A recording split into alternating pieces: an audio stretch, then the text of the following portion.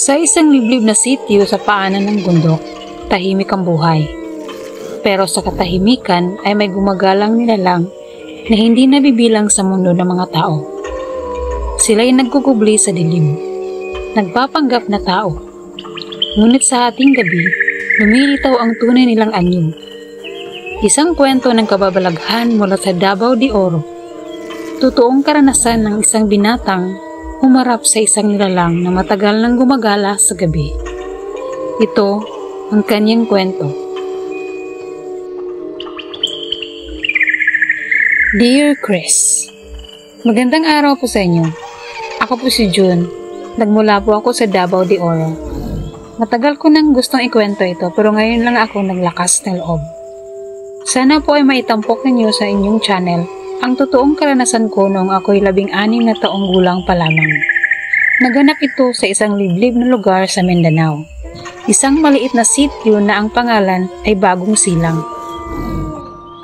Ang sitio Bagong Silang ay nasa paanan ng bundok.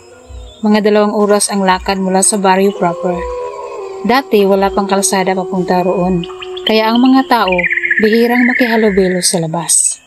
Tahimik ang lugar at kahit mahirap ang buhay, simple at kontenta ang mga tao. Pero may kakaibang kwento ang mga matatanda tungkol sa lugar na yun. Sabi nila, noon pa raw may aswang na naninirahan sa paligid ng bundok. Hindi na raw ito umaalis doon at nagpapanggap lang na normal na tao sa araw. May mga nawawalang hayop, minsan bata, pero walang matibay na patunay. Hanggang sa isang araw, ako mismo ang nakasaksi ng isang karanasang hindi ko malilimutan. Isang gabi ng takot at paghabol, kung saan ko naranasan ang matinding bangungot ng katotohanang may nilalang na hindi dapat kasama sa mundo ng mga tao. Noong summer ng 2008, pinadala ko ng nanay ko sa sitio Bagong Silang para tumulong sa lolo't lola ko na mag-ani ng mais. 3 linggo ako dapat doon. Sa unang linggo, ayos lang ang lahat. Nakasanayan ko ang trabaho sa bukid.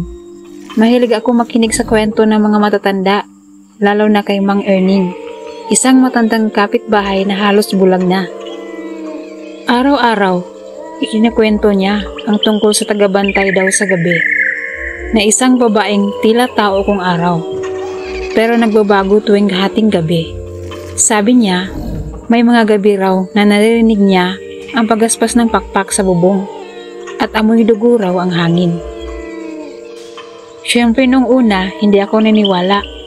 Para sa akin, gawa-gawa lang yun para takutin ng mga bata. Pero ang opinion ko ay nagbago sa 2 linggo roon. Isang gabi, bandang 11:00, hindi na ako nakatulog dahil sa malakas na hangin. Parang may paparating na bagyo. Nasa kubo ako ng lolo't lola ko at nasa taas ako ng duyan. Si lolo ay tulog na sa ibaba at si lola ay nasa kabilang bahay kay Tia Loring. Biglang nagkaroon ng kakaibang tunog sa labas, parang pagaspas ng pakpak, pero mabigat, hindi parang sa ibon. Tila umiikot sa bubong namin ng tunog. Tumigil ito sa may likod ng bahay. Dahan-dahan akong bumaba sa duyan. Hawak-hawak ang maliit kong flashlight. Hindi ko alam kung ano nagtulak sa akin na silipin ang nasa labas, pero parang may humihila sa akin. Paglabas ko, tumambad sa akin ang isang babaeng nakaupo sa bubungan. Nakatuwad. Parang hayop ang pagkakaupo. Mahabang buhok niya, pero ang buhok niya ay tila nabubulok. May mga uod at putik. Ang balat niya ay kulay abo at parang tuyot. Naramdaman ko ang paninigas ng buo kong katawan. Napaatras ako pero lumingon siya. Kitang-kita. Bulong niya. Ang mata niya ay pula. Walang puti. May laway pa siyang dumadaloy sa bibig habang nakangiti. Hindi ngiti ng tao, kundi ng isang hayop na gutom. Tumakbo ako papasok ng bahay at isinara ang pinto. Kinuha ko ang kutsilyo sa kusina at ginising si Lolo. Nang marinig ni Lolo ang salitang aswang, agad siyang tumindig. Hindi man siya makatakbo dahil sa rayuma, tinuro niya ang isang lumang bote sa ilalim ng altar. Bote yun ng banal na langis, Gawa raw sa pinagsamang langis ng niyog at langis ng kandilang ginagamit sa mesa mayor. Pag nakita mo ulit siya, Apo, ibuhos mo yan sa kanya. Sabi ni Lolo. Hindi pa kami tapos mag-usap, may narinig kaming malakas na kalabog sa bubong. Para bang may bumagsak. Narinig ko ang garagal na tinig mula sa labas. Gusto ko lang tikman tong bago mong dugo, bata ka. Nagdasal ako ng buong lakas, para akong namamanhid sa takot. Maya-maya pa'y tumigil ang ingay, at parang nawala ang presensya ng kung anuman yun. Kinabukasan, nakita namin ang mga bakas ng kamay sa bubong. Hindi kamay ng tao, parang may mahahabang kuko. Ang mga manok sa likod ng bahay ay patay. Butas ang dibdib at wala ng mga atay. Kinagabihan, hindi ako pinatulog ni Lolo sa bahay. Pinadala niya ako kina Mang Erning. Doon ko nalaman ang mas nakakakilabot na bahagi. Apo, kilala namin yan. Diyan lang siya nakatira sa kabilang bahagi ng sapa. Isa siyang balo, si Aling Cora.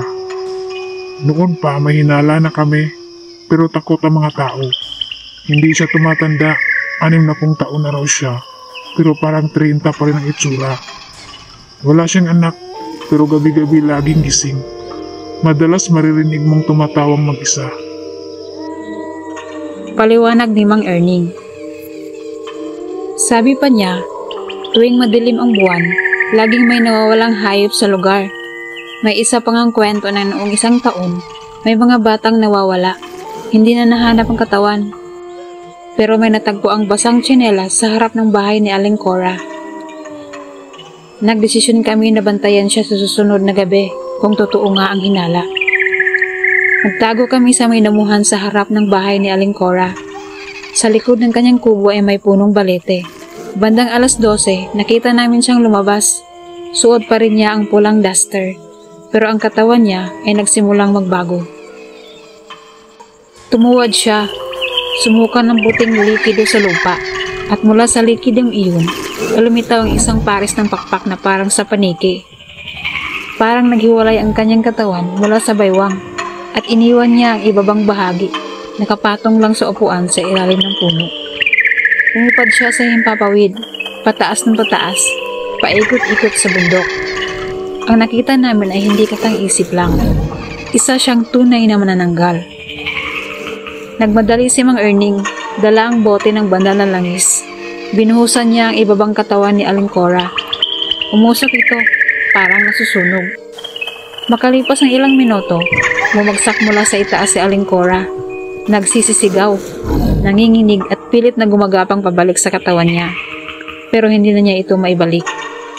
Naghiyawan ng mga tao. Sa wakas, nahuli siya. Bago pa siya makalapit sa katawan niya, binuhusan siya ng asin at ng isa pang bote ng langis. Ang katawan niya ay nangitim, nagkanda sugat-sugat at dahan-dahang natunaw sa lupa. Kinabukasan, parang nabunutan ng tinik ang buong sityo. Naglunsad ng dasal ang buong komunidad. Ipinaalam na rin simbahan ang tagbasbas sa buong lugar. Wala nang nawala sa sumunod ng mga buwan. Ligtas na ulit ang mga manok. Ang mga bata ay pwede nang maglaro sa hapon. Pero para sa akin, hindi na ako magiging katulad ng dati. Ang gabing iyon ay nagturo sa akin na hindi lahat ng tao ay totoong tao. Nagpapasalamat ako kung mababasa ninyo ang kwento kong ito. Naway magsilbing babala ito sa mga hindi naniniwala, sapagkat sa mga liblib na lugar, hindi lahat ay simple at tahimik. Minsan, ang katahimikan ay may itinatagong lagim. Ako po si John, at ito ang kwento ko.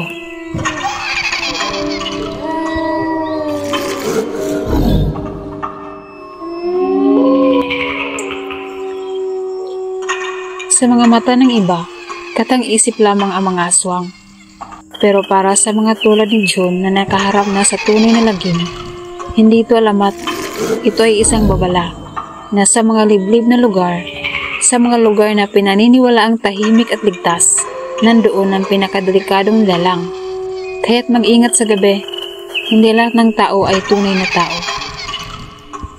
Hanggang sa susunod na kwento ng kilabot at katotohanan, Dito lang sa Dark Hours with Chris.